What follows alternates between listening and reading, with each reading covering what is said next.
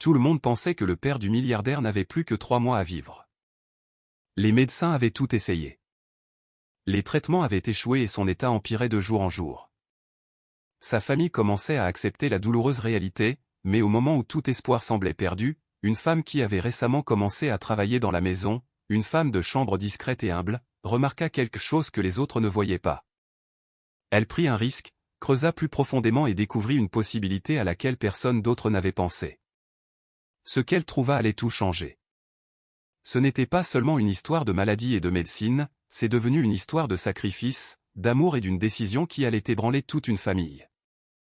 Avant de continuer cette histoire, n'oubliez pas de vous abonner à la chaîne et d'aimer la vidéo. Oh, et n'oubliez pas de commenter ci-dessous d'où vous nous regardez, nous aimons savoir que Richard s'était toujours senti invincible.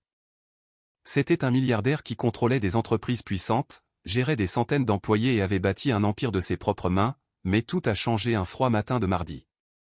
Il a reçu un appel de l'hôpital où son père âgé avait subi des tests. La voix du médecin était calme mais directe.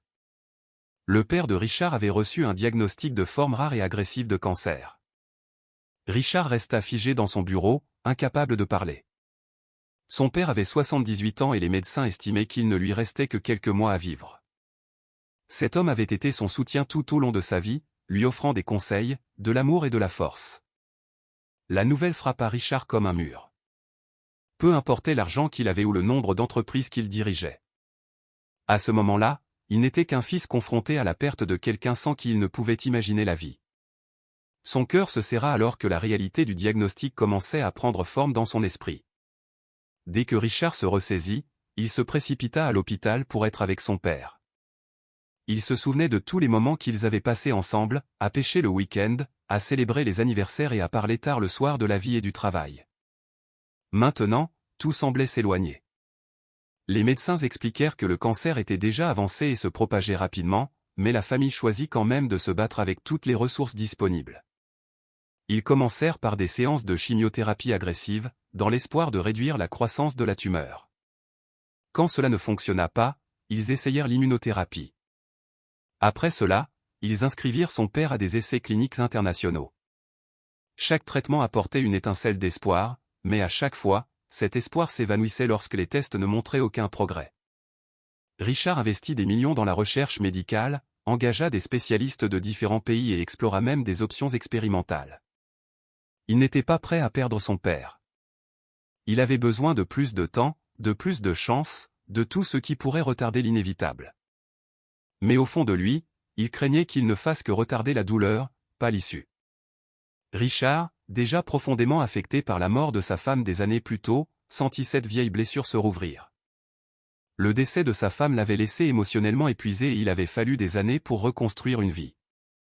Maintenant, cette douleur revenait encore plus forte. Perdre un parent était différent. Son père avait été là depuis le début, quelqu'un qui avait toujours écouté, guidé et jamais jugé. Il se retrouva à dormir sur la chaise de l'hôpital, tenant la main de son père pendant la nuit. Pendant la journée, il quittait rarement la pièce, ne sortant que pour de courtes réunions ou pour prendre des appels importants, mais même alors, son esprit restait dans cette chambre d'hôpital. Il partagea de vieilles histoires avec son père, essayant d'apporter de la joie à ses jours difficiles. Il apporta des albums photos, joua leur musique préférée et bien-aimée, et rit même avec lui lorsqu'ils se remémorèrent des souvenirs amusants, mais derrière chaque sourire, Richard cachait la crainte que n'importe quel moment puisse être le dernier. Il n'arrêtait pas de penser au peu de temps qu'il leur restait. Au fil des semaines, les signes de déclin devinrent plus évidents. Son père commença à avoir du mal à manger, à bouger et à rester éveillé. Il dormait de longues heures, ne se réveillant que quelques minutes à la fois. Les médecins firent de leur mieux pour gérer la douleur, mais il n'y avait rien de plus qu'ils pouvaient faire pour arrêter la maladie. Richard regarda impuissant l'homme qui avait autrefois été si fort devenir plus faible chaque jour. Il essaya de rester positif avec son père, agissant comme si les choses pouvaient encore s'améliorer, mais dès qu'il sortait de la pièce, la vérité le frappait de plein fouet. Il pleurait dans les couloirs vides de l'hôpital, se cachant des infirmières et des autres patients. Il détestait se sentir impuissant. Pour quelqu'un habitué à résoudre des problèmes et à arranger des situations avec de l'argent et de l'influence, c'était une torture. Il n'y avait rien qu'il puisse acheter, aucune faveur qu'il puisse demander et aucune décision qu'il puisse prendre pour sauver son père. Il ne s'était jamais senti aussi petit. La relation de Richard avec son père avait toujours été forte. Ils n'étaient pas toujours d'accord sur les affaires ou la politique, mais il y avait toujours du respect et de l'amour entre eux. Au cours de ces dernières semaines, ils parlèrent de tout, de la vie, des regrets, des rêves et même de la mort. Son père était calme face à son état. Il dit qu'il avait vécu une bonne vie et qu'il était fier de Richard. Ces mots brisèrent encore plus Richard. Il ne voulait pas de fierté, il voulait plus de temps. Il voulait une année de plus, une fête de plus ensemble, même une promenade de plus dans le parc. Chaque conversation qu'ils avaient donnait l'impression que cela pourrait être la dernière. Richard commença à enregistrer certaines de leurs conversations, dans l'espoir de garder la voix de son père vivante pour toujours. Il écrivit tout ce dont ils discutaient, chaque blague, chaque leçon. Il savait qu'il ne pouvait pas arrêter le temps, mais il essaya de s'accrocher à chaque seconde. Être là, écouter et aimer était tout ce qu'il pouvait faire maintenant. Même si le corps de son père continuait de s'affaiblir, les jours se transformèrent en une routine tranquille. Les matins commençaient avec les infirmières vérifiant les signes vitaux et Richard arrivant avec du café frais et un sourire forcé. Les après-midi étaient remplis de silence, d'histoires et de visites occasionnelles d'amis proches et de membres de la famille. Les nuits étaient plus difficiles, longues, émotionnelles et silencieuses, à l'exception du bruit des machines. Richard dormait rarement à la maison. La chambre d'hôpital était devenue sa nouvelle réalité. Chaque jour qui passait apportait plus de signes que la fin était proche. La voix de son père était devenue plus douce et parfois il ne pouvait plus du tout parler, mais Richard resta là, ne le quittant jamais. Il tenait la main de son père même lorsqu'il était trop faible pour lui rendre l'appareil. Ils ne parlaient plus beaucoup, mais être ensemble suffisait. Richard essaya de ne pas penser à ce qui allait arriver. Tout ce qu'il pouvait faire était de rester présent, de faire face à la réalité et de donner à son père autant de paix que possible. La maladie gagnait et Richard savait que le temps était compté. Lorsque les médecins s'assirent finalement avec Richard et lui dirent la vérité, il eut l'impression que tout s'arrêtait. Il n'y avait plus de traitement, plus de tests, plus de plans médicaux. Il ne restait plus que 3 mois à son père, peut-être moins. Le cancer était trop avancé et se propageait plus vite que prévu. Richard était anéanti. Il avait passé des semaines à se battre, à dépenser des millions, à appeler des experts et à courir après l'espoir. Maintenant, tout ce qu'il pouvait faire était attendre et regarder.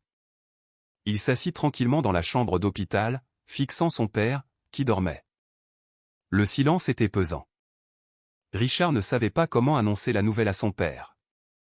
Mais quand il le fit finalement, la réaction surprit tout le monde. Son père prit une profonde inspiration, le regarda et dit simplement qu'il voulait une fête d'anniversaire. Pas de drame, pas de larmes, juste une demande tranquille et honnête. Cela faisait des décennies qu'il n'avait pas fait la fête. Il voulait de la musique, un gâteau, de vieux amis et des rires.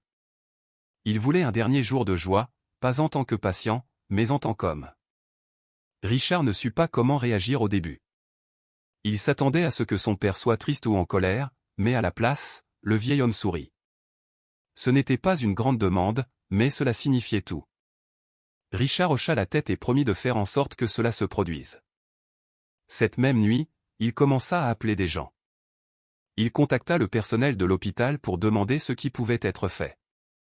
Il parla aux plus vieux amis de son père, dont certains qu'il n'avait pas vus depuis des années. Tout le monde fut choqué, mais la plupart acceptèrent de venir. Richard engagea une petite équipe événementielle pour l'aider à tout organiser dans les limites de l'hôpital. Le plan était de transformer la salle commune en un espace de fête. Ils apporteraient un gâteau, quelques décorations simples et une liste de lecture des chansons préférées de son père. Ce ne serait pas une grande fête, mais ce serait significatif. Pour la première fois depuis des semaines, Richard vit un changement sur le visage de son père. Il semblait plus vivant, plus excité. L'idée de la fête lui donnait quelque chose à attendre avec impatience. Alors que les préparatifs commençaient, tout l'hôpital s'impliqua. Les infirmières qui avaient passé des semaines à s'occuper du père de Richard proposèrent d'aider à décorer. Un médecin qui jouait de la guitare se porta volontaire pour jouer de la musique. L'une des cuisinières dit qu'elle pouvait faire un gâteau spécial basé sur une vieille recette. Richard s'assura que chaque détail était traité avec soin. Il commanda des chaises confortables, s'assura qu'il y avait un fauteuil roulant disponible et vérifia l'équipement médical pour que son père puisse y assister en toute sécurité. d'autres appels furent passés. Les membres de la famille, les cousins et quelques parents éloignés furent invités. Certains ne purent pas venir, mais beaucoup acceptèrent. Chaque nouvelle confirmation apporta une étincelle dans les yeux du vieil homme. Chaque jour, il posait des questions sur les progrès. Quelle musique jouerait-on? Qui avait dit qu'il venait? Y aurait-il des ballons? Ces questions devinrent une partie de leur conversation quotidienne. Pour un homme si proche de la fin, la fête n'était pas seulement un événement, c'était une raison de se réveiller, de mieux manger et de sourire à nouveau. Richard observa attentivement la transformation. Son père, qui avait été faible et silencieux pendant des jours, commença à se redresser plus souvent. Il demanda à se raser et demanda même une coupe de cheveux. Les infirmières le remarquèrent également. Il était plus alerte, plus actif. Bien qu'il soit encore fragile, il semblait retrouver un peu de force. Richard n'arrivait pas à croire comment une simple idée avait tout changé. La fête était maintenant prévue pour le week-end suivant et tout le monde travaillait dur pour la rendre spéciale. Richard demanda à son assistant de trouver des photos de la jeunesse de son père, y compris de vieilles photos de groupe de l'université, du travail et des vacances. Il les fit imprimer et encadrer pour les exposer à la fête. Une liste de lecture remplie de vieux succès et de favoris personnels fut créée. Même l'ami d'enfance de son père, qui vivait maintenant dans une autre ville, confirma qu'il viendrait. Pour Richard, tout cela apporta un étrange mélange de sentiments, de tristesse, de fierté et même de bonheur. Il était en train de perdre son père, mais il lui offrait aussi un dernier moment pour se sentir lui-même. Alors que le jour de la fête approchait, Richard se sentait plus nerveux qu'il ne l'avait jamais été dans aucune transaction commerciale. Tout devait bien se passer. L'hôpital avait réservé quelques heures où ils autoriseraient plus d'invités et relâcheraient légèrement les règles de visite. L'équipe médicale restait proche au cas où quelque chose se passerait mal. Lorsque le jour arriva enfin, la salle était décorée de banderoles colorées, de photos et de fleurs. Les invités commencèrent à arriver lentement. Certains étaient plus âgés et avaient besoin d'aide pour marcher, tandis que d'autres apportaient des cadeaux ou de vieilles lettres. Lorsque le père de Richard entra dans la salle dans son fauteuil roulant, tout le monde se leva et applaudit. Il regarda autour de lui, sourit largement et laissa même échapper un rire. Les gens le serrèrent dans leurs bras, partagèrent des souvenirs et prirent des photos. La musique jouait doucement en arrière-plan. Il y eut des rires. Il y eut quelques larmes, mais surtout, il y eut de la chaleur. Pendant quelques heures, on n'avait pas l'impression d'être à l'hôpital. On avait l'impression d'être à une fête de famille. Et au centre de tout cela se trouvait l'homme qui ne voulait rien de plus que de se sentir à nouveau vivant. Pour Richard, regarder son père ce jour-là signifiait tout. Toute la douleur, la tristesse et la peur étaient toujours là, mais elles ne prirent pas le dessus. Au lieu de cela, il se concentra sur le sourire de son père, sur la façon dont il tenait la main de ses vieux amis, sur la façon dont il fermait les yeux en écoutant sa chanson préférée. À un moment donné, Richard sortit le gâteau. Tout le monde chanta. Son père ne fit pas de vœux, il se contenta de regarder Richard et de dire « merci ». Ce moment resta gravé dans le cœur de Richard. C'était plus qu'une fête. C'était la preuve que même au milieu de la mort, la vie avait encore quelque chose à offrir. Cette simple demande, une fête d'anniversaire, devint un symbole de force, pas de faiblesse. Cela rappela à tout le monde que la joie est toujours possible même dans les moments les plus difficiles. Et pour Richard, c'était une chance d'honorer son père, pas seulement avec des mots ou des soins, mais avec quelque chose de réel, un souvenir, un moment de bonheur avant la fin, quelque chose qu'il emporterait avec lui pour toujours. Au milieu de toute la tristesse et du stress entourant Richard et son père, il y avait une personne qui ne les a jamais quittés, Amara. Elle travaillait dans le manoir depuis des décennies. Au début, elle avait seulement été engagée pour nettoyer la maison, s'occuper du linge et aider à préparer les repas. Au fil des années, cependant, elle devint bien plus qu'une employée ordinaire. Elle était toujours là, toujours fiable. Après la mort de la femme de Richard, c'est Amara qui prit les choses en main. Elle cuisinait pour lui quand il ne pouvait pas manger, lui rappelait de dormir et restait simplement assise avec lui en silence quand il ne voulait pas parler. Maintenant que son père était si malade, son attention se porta naturellement sur lui. Elle commença à aider le vieil homme tous les jours. Elle l'aidait à sortir du lit le matin, s'assurait qu'il prenait ses pilules et lui tenait compagnie pendant les longues visites à l'hôpital. Elle n'attendait pas qu'on le lui demande, elle faisait simplement ce qui devait être fait, toujours avec calme, soin et respect. Richard commença à remarquer qu'Amara en faisait plus que quiconque. Il ne s'agissait pas seulement de faire des tâches ménagères ou de donner un coup de main. Elle était profondément impliquée. Chaque fois que les infirmières partaient, Amara était toujours là. Elle savait comment calmer son père lorsqu'il était agité. Elle préparait ses soupes préférées sans qu'on le lui demande. Parfois, elle lui faisait la lecture quand il était trop fatigué pour tenir un livre. D'autres fois, elle restait simplement assise en silence et lui tenait la main. La nuit, quand tout le monde rentrait chez lui, elle restait dans la chambre d'hôpital, dormant sur une chaise juste pour être proche. Richard ne lui a jamais dit de faire tout cela. Cela venait de son propre cœur. Un soir, il la remercia et elle se contenta de sourire et de dire « Il a besoin de moi ». Il devint clair pour Richard que son lien avec son père allait bien au-delà du devoir. Elle se souciait profondément, non pas parce que c'était son travail, mais parce qu'elle voulait vraiment être là pour lui. L'histoire d'Amara n'était pas connue de beaucoup de gens. Elle ne parlait pas beaucoup de son passé, mais un soir, alors qu'elle était assise à côté de Richard pendant un moment de calme, elle finit par le partager. Quand elle était jeune, elle avait une sœur qui était très malade. Il n'avait pas assez d'argent pour payer de bons soins médicaux. L'état de sa sœur s'aggrava avec le temps et finit par décéder. Amara s'était toujours blâmée, même s'il n'y avait rien qu'elle aurait pu faire. Cette perte la suivit pendant des années. Elle changea sa façon de voir le monde. Elle fit une promesse silencieuse à l'époque. Si elle avait un jour la chance d'aider quelqu'un à nouveau, elle ne s'en irait jamais. C'est pourquoi elle était comme elle était maintenant. Richard écouta attentivement. Soudain, tout prit sens. La façon dont Amara s'occupait de son père, la façon dont elle ne se plaignait jamais, la façon dont elle donnait tout ce qu'elle avait pour aider. Ce n'était pas seulement de la gentillesse, c'était quelque chose de profondément personnel pour elle. Richard commença à voir Amara comme faisant partie de la famille, pas seulement comme un membre du personnel. Il réalisa tout ce qu'elle avait fait, pas seulement maintenant, mais depuis de nombreuses années.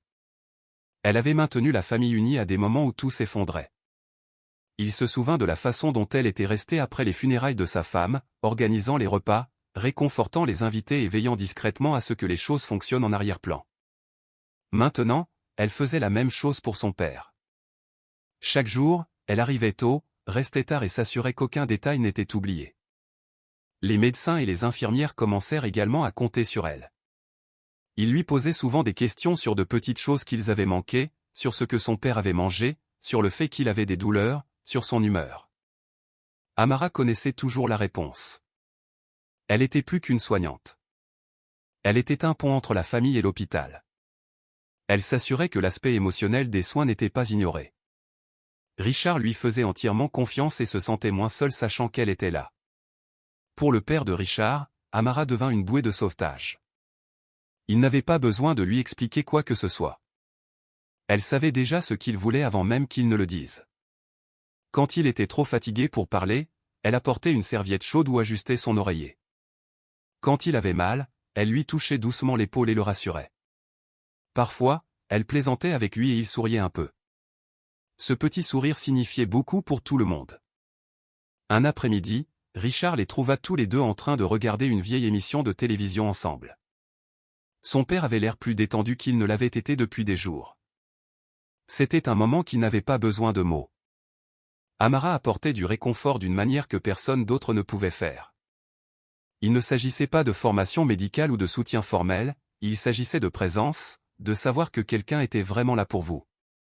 Elle ne demandait pas de remerciements, elle ne s'attendait pas à des éloges. Pour elle, c'était quelque chose qu'elle devait faire. Cela faisait partie de ce qu'elle était devenue. Au fil du temps, Richard réalisa quelque chose d'important. Les derniers jours de son père furent meilleurs grâce à Amara. Sans elle, les choses auraient été beaucoup plus difficiles émotionnellement, physiquement et même logistiquement. Elle avait pris sa douleur du passé et l'avait transformée en soin pour quelqu'un d'autre. Sa promesse de ne plus jamais abandonner quelqu'un était devenue sa mission dans la vie. Elle n'était pas seulement une aide ou une employée. Elle était une protectrice, une présence stable quand tout le reste avait l'impression de s'effondrer. Richard se sentait profondément reconnaissant. Il ne savait pas toujours comment le dire, mais il essayait de le montrer par de petits gestes. Il s'assurait qu'Amara avait tout ce dont elle avait besoin et lui disait souvent qu'il l'appréciait. Et même si elle ne demandait jamais rien en retour, il savait que ce qu'elle donnait à la famille était inestimable. Au milieu de toute la souffrance, Amara se démarquait. Ses soins, nés de sa propre perte, étaient devenus une lumière salvatrice pour le père de Richard. Le jour de la fête arriva enfin. Richard avait passé des jours à s'assurer que tout était préparé. Et maintenant, le manoir avait l'air complètement différent. Ce n'était pas un événement grandiose et luxueux, mais un événement simple et chaleureux, exactement comme son père l'avait souhaité. Il y avait quelques ballons colorés attachés près de l'entrée, une grande table avec un gâteau au milieu et de petites bougies qui attendaient d'être allumées. Les meubles avaient été réarrangés pour faire de la place aux invités, dont beaucoup connaissaient son père depuis des décennies. Le vieil homme était habillé avec soin et était assis dans une chaise confortable, ayant l'air fragile mais souriant avec une sorte de bonheur tranquille. Un par un, de vieux amis arrivèrent, le saluant avec des câlins et de petits cadeaux. Certains apportèrent des fleurs, d'autres apportèrent des cartes et tout le monde avait une histoire à partager. La salle se remplit de rires, de musique douce et du son de voix familières. Pendant un instant, le manoir ne ressembla plus à un lieu d'inquiétude, mais à un lieu de fête. Amara était là depuis tôt le matin, aidant à chaque détail. Elle s'assurait que le gâteau était installé, que les boissons étaient prêtes et que les invités étaient accueillis. Elle se déplaçait silencieusement dans la salle, vérifiant le père de Richard toutes les quelques minutes, ajustant sa couverture, lui offrant de petites bouchées de nourriture et s'assurant qu'il restait confortable. Même si elle travaillait, elle souriait chaque fois qu'il la regardait. Il était clair pour tout le monde qu'elle n'était pas seulement une aide. Elle se souciait profondément. Quand les invités la virent le guider doucement ou l'aider à se tenir debout pour une photo, ils chuchotèrent à quel point elle était dévouée. Richard le remarqua également. Il avait toujours su qu'Amara était importante pour leur famille, mais à ce moment-là, il comprit encore plus. Elle ne faisait pas seulement partie du personnel, elle faisait partie de leur vie. Son père, qui avait été fatigué et faible ces dernières semaines, semblait plus vivant maintenant qu'il ne l'avait été depuis des mois, en partie grâce à sa présence stable. La fête se déroula avec de petits moments sincères. De vieux amis racontèrent des histoires sur le passé, certaines drôles, d'autres émouvantes. Les rires se mêlèrent à quelques larmes alors que les souvenirs étaient partagés. Le père de Richard écouta, parlant parfois doucement, parfois souriant simplement en tenant la main de quelqu'un. Le gâteau fut finalement apporté et tout le monde chanta. Il ferma les yeux une seconde, mais ne fit pas de vœux. Au lieu de cela, il regarda autour de lui tous les visages. Amara se tenait près de lui, tenant une assiette et prête à servir des tranches aux invités. Elle s'assura qu'il avait la première part. La musique jouait doucement en arrière-plan, de vieilles chansons qu'il aimait de sa jeunesse. Pendant un moment, la maladie ne sembla pas exister. La salle semblait pleine de vie, pas de mort. Richard recula un instant, observant la scène. C'était exactement ce que son père avait demandé et le voir si satisfait donna à Richard un petit sentiment de paix qu'il n'avait pas ressenti depuis longtemps. Mais alors, au milieu de toute la joie, quelque chose d'inattendu se produisit.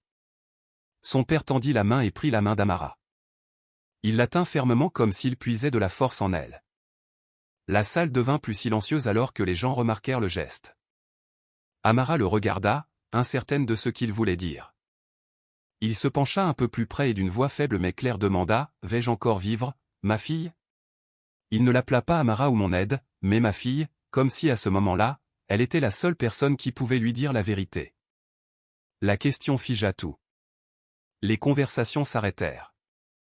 La musique ne sembla plus avoir d'importance.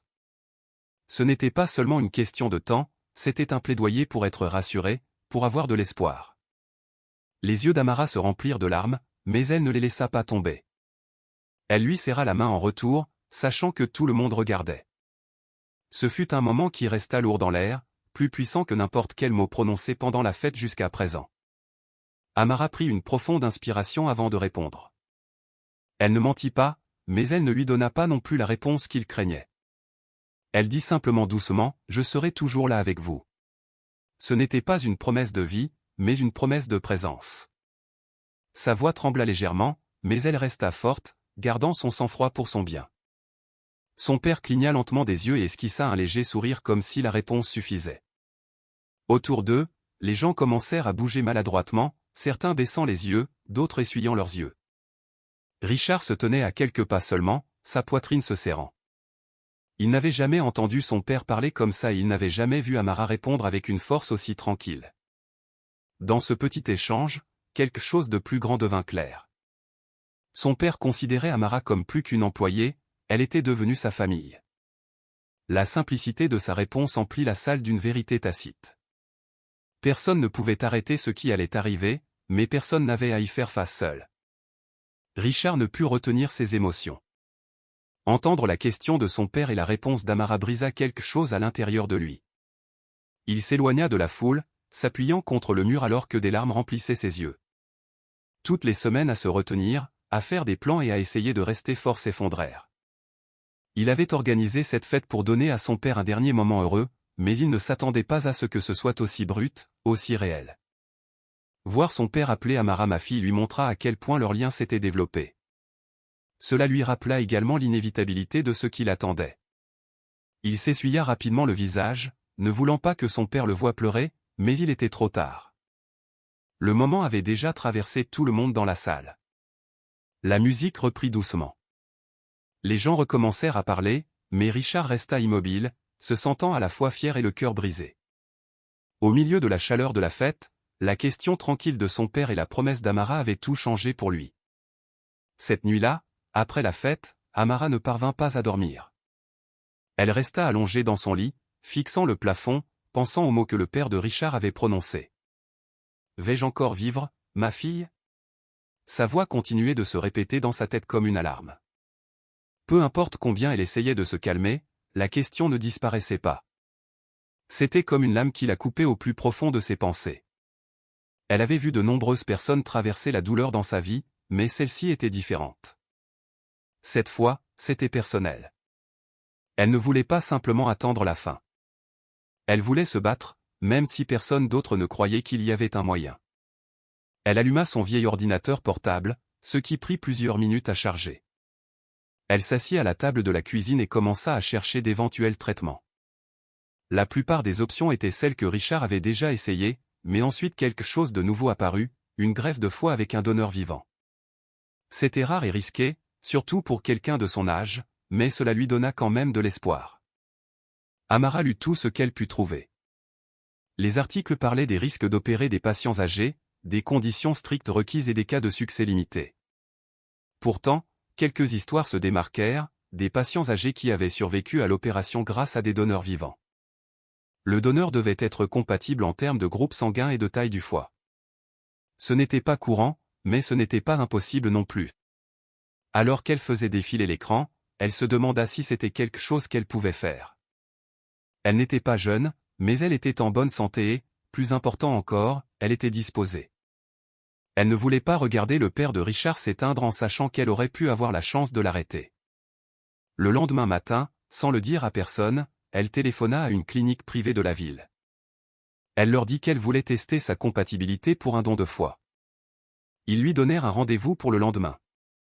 Elle prit le bus tôt le matin et entra seule dans la clinique. Les médecins de la clinique furent surpris par sa demande. Ils posèrent beaucoup de questions. Qui était le patient? Pourquoi la famille n'était-elle pas impliquée? Comprenait-elle les risques? Amara répondit à tout clairement. Elle dit qu'elle voulait faire cela seule sans le dire à la famille, du moins pour le moment. Elle ne voulait pas susciter de faux espoirs ou provoquer des conflits tant qu'elle n'avait pas de vraie réponse. Les médecins acceptèrent, mais lui firent signer des formulaires confirmant qu'elle comprenait le danger pour sa propre santé. Elle n'avait pas peur, elle avait déjà fait son choix. Au cours des jours suivants, elle passa une série complète d'examens médicaux, des échantillons de sang, des examens d'imagerie, des évaluations physiques et des entretiens psychologiques. C'était épuisant. Elle devait toujours travailler au manoir, s'occuper du père de Richard et faire semblant que tout était normal. Personne ne remarqua ses visites à la clinique. Personne ne vit l'inquiétude derrière son visage tranquille. Elle garda le secret pour elle, se concentrant uniquement sur le but, l'aider à vivre. Une semaine plus tard, elle reçut un appel de la clinique. Son cœur battit fort alors qu'elle répondait. La voix du médecin était calme, presque trop calme, alors qu'il expliquait les résultats. Elle s'assit au bord de son lit, tenant fermement le téléphone. Elle était parfaitement compatible. Groupe sanguin, fonction hépatique, taille, tout correspondait. C'était rare, mais c'était réel. Pendant quelques secondes, Amara ne put parler. Puis les larmes vinrent. Elle pleura doucement seule dans sa chambre, pas de peur, mais du poids de ce qu'elle venait d'apprendre. Elle avait maintenant la possibilité de lui sauver la vie. Ce n'était pas une garantie, il y avait encore de nombreux risques, mais c'était quelque chose de solide, quelque chose que personne d'autre n'avait pu offrir. Lorsque l'enveloppe contenant les résultats arriva par la poste le lendemain, elle la fixa longuement avant de l'ouvrir. Elle lut chaque mot attentivement, puis plia le papier et le plaça dans un tiroir à l'abri des regards, mais pas de son esprit. Amara ne savait pas comment le dire à Richard. Elle craignait qu'il ne dise non, surtout s'il pensait que cela mettrait sa santé en danger.